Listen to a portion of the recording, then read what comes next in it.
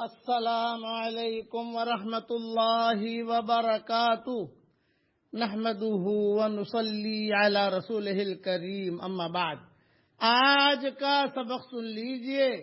آج کے سبق کی سرخی ہے نماز سے دوستی کیجئے، پارٹ نمبر 80۔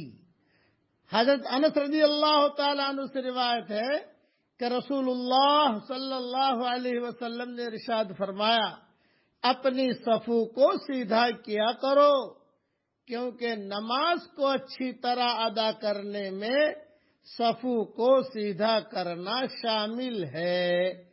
صحیح بخاری میں یہ روایت ہے۔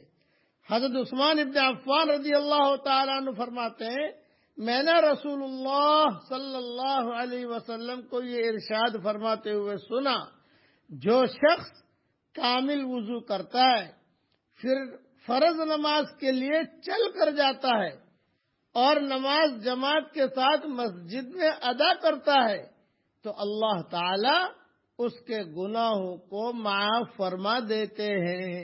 یہ حدیث مسلم شریف میں ہے۔ حضرت عمر بن خطاب رضی اللہ تعالیٰ عنہ فرماتے ہیں کہ میں نے رسول اللہ صلی اللہ علیہ وسلم کو یہ ارشاد فرماتے ہوئے سنا، اللہ تعالی با جماعت نماز پڑھنے پر خوش ہوتے ہیں۔ یہ حدیث مسند احمد میں ہے اور مجمع الزوائد میں ہے۔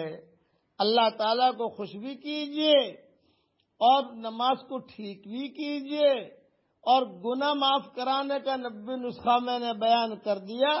اچھی طرح وضو کر کے مسجد میں پیدل جائیے، لوگوں کے ساتھ نماز پڑھیے، اللہ تعالیٰ گناہوں کو معاف کرتے ہیں۔ اور ساری حدیثوں کے حوالے بھی میں نے دے دیے۔